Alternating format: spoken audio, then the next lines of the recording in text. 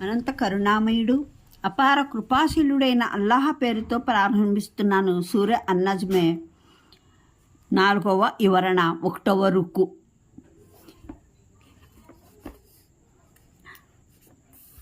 ఇక్కడ ఓ ప్రశ్న ఉత్పన్నమవుతుంది.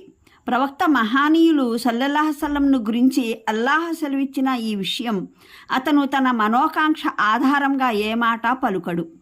ఇదైతే ఒక వహీ అతనికి అవతరిస్తుంది.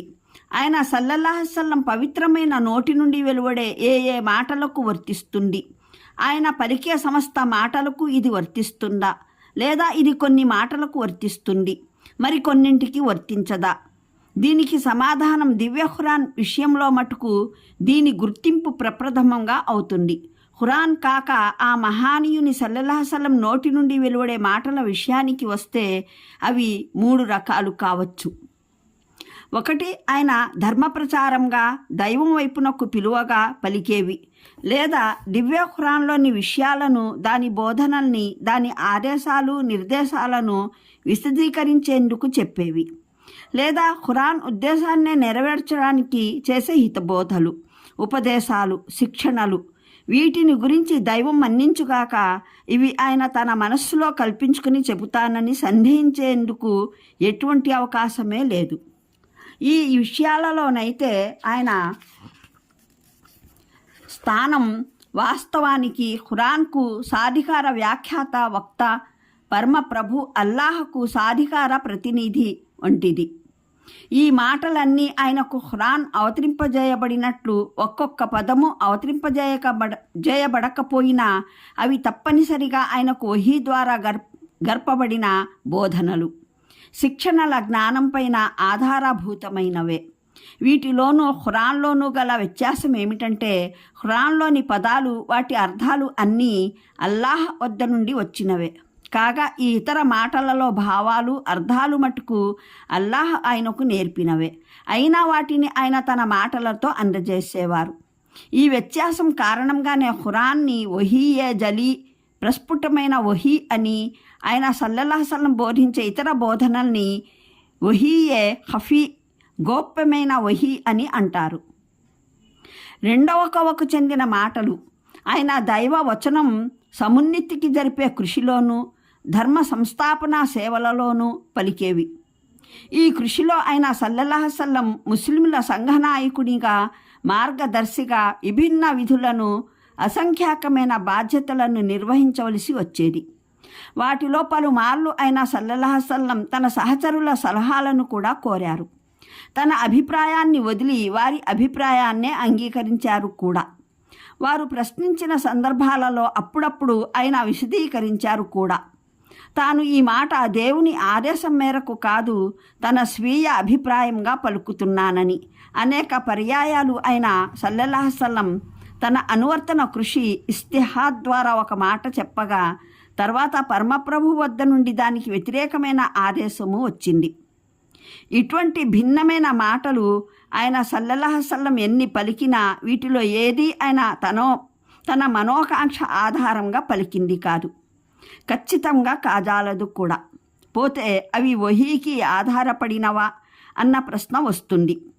దీనికి సమాధానం ఇది: ఆయన స్వయంగా ఇది అల్లాహ్ ఆదేశానుసారం కాదని విశదీకరించినవి, ఆయన తన సహచర మహనీయుల సలహాలను స్వీకరించినవి, ఆయన పలికిన ఏదైనా మాటకు లేదా ఆయన ద్వారా జరిగిన ఏదైనా చేష్టకు పరమప్రభు దానికి విరుద్ధమైన నిర్దేశన పంపినవి. ఇవి తప్ప మిగతా మాటలన్నీ మొదటి కోవకు చెందిన మాటల వల్లనే గోప్యమైన వహీకి ఆధారభూతమైనవే నని ధృవపడుతుంది. ఇస్లామీయ సందేశ నాయకునిగా, మార్గదర్శిగా, ఇస్పాసుల సంఘ నేతగా, ఇస్లామీయ రాజ్యాధికారిగా ఆయనకు ప్రాప్తమైన హోదా ఆయన స్వయంగా కల్పించుకున్నదో లేదా అసలు అనుగ్రహించినదో కాదో దానిపైన ఆయన దైవం పక్షంగా నియమితులు అయినారు. ఈ హోదా విధుల్ని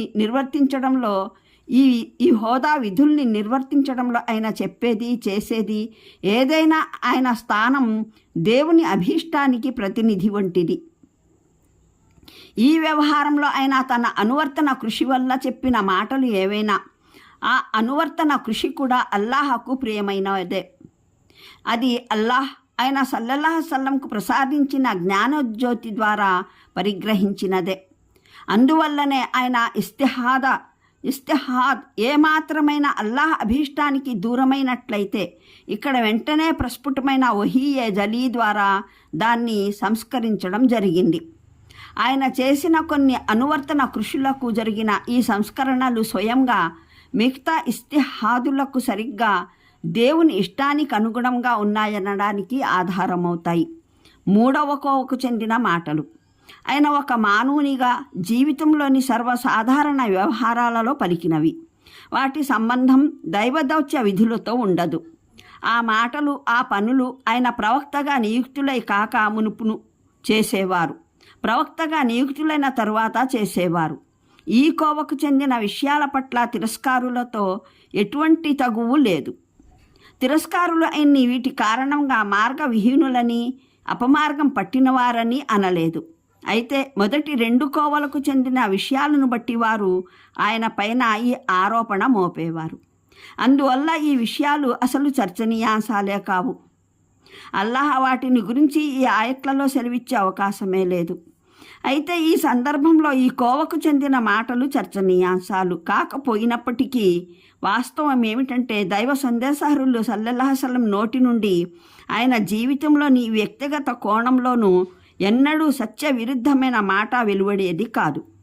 నిజానికి సదా సర్వావస్థల్లో ఆయన మాటలు, ఆయన చేతలు ఒక దైవ సందేశహరునిగా నిష్ఠాగరిష్టమైన జీవితానికి గాను అల్లాహ్ ఆయనకు తెలిపిన పరిమితులలోనే పరిమితమై ఉండేవి.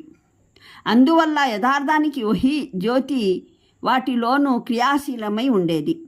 ఇదే విషయాన్ని కొన్ని ప్రామాణికమైన హదీసుల్లో దైవ సందేశహరులు సల్లల్లాహు అలైహి వసల్లం చెప్పగా ఉటంకించడం జరిగింది. ముస్నద్ అహ్మద్లో హజరత్ అబూ హురైరా రజియల్లాహు ఉల్లేఖనం ఒకటి ఉంది. ఒక సందర్భంలో ప్రవక్త శ్రీ సల్లల్లాహు అలైహి వసల్లం ఇలా సెలవిచ్చారు: నేను ఎన్నడూ సత్యమే తప్ప మరే మాట పలుకను. ఒక సహచరుడు: దైవ ప్రవక్త, మీరు అప్పుడప్పుడు మాతో పరిహాసాలు ఆడుతారుగా అని విన్నవించుకున్నాడు. దానికి ఆయన సల్లల్లాహు అలైహి వసల్లం, వాస్తవానికి నేను సత్యం తప్ప మరేమీ పలుకను అని అన్నారు. ముస్నద్ అహ్మద్ అబూదావుద్లోనే హజరత్ అబ్దుల్లా బిన్ అమ్రే బిన్ రజియల్లాహ్ ఉల్లేఖనం ఒకటి ఉంది.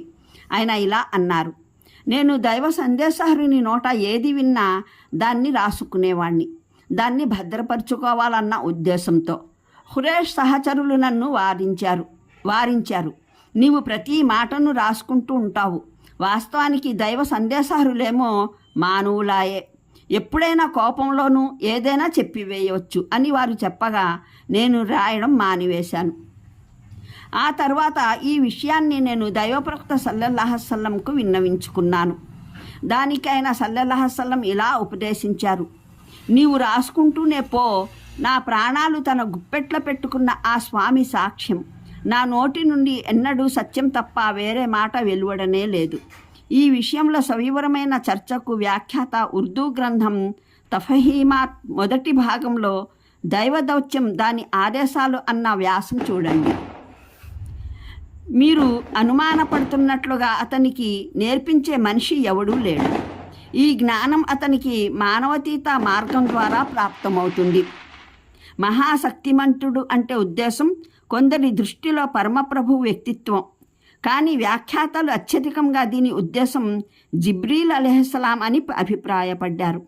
హజరత్ అబ్దుల్లా బిన్ మసూద్, హజరత్ ఆయిషా, హజరత్ అబూ హురైరా రజీ అల్లాహు అన్హుం, కతాదా, ముజాహిద్, రబీ బిన్ ఆనస్ రహముల్లా ఇదే అభిప్రాయం వెలిబుచ్చినట్లు లేఖనాలు ఉన్నాయి. ఇబ్ను జరీర్, ఇబ్ను హసీర్, రాజీ, అలూస్ ప్రభృతులు కూడా ఇదే అభిప్రాయాన్ని స్వీకరించారు. షా వలీయుల్లాహ్, మౌలానా అష్రఫ్ అలీ కూడా తమ అనువాదాల్లో దీన్నే అనుసరించారు. వాస్తవంగా దివ్య ఖురాన్లోని ఇతర వివరాల్లోనూ ఇదే రుజువవుతుంది. 81వ తహ్ఫీర్ సూరాలో అల్లాహ్ ఇలా సెలవిచ్చాడు: ఇది వాస్తవానికి ఓ మహానీయుడైన సందేశవాహకుని వాక్కు, ఆయన మహాబలశాలి, విశ్వ అధికార సనాధీసుని సన్నిధిలో అతనికి ఉన్నత స్థానముంది. అక్కడ అతని ఆజ్ఞాపాలన జరుగుతుంది.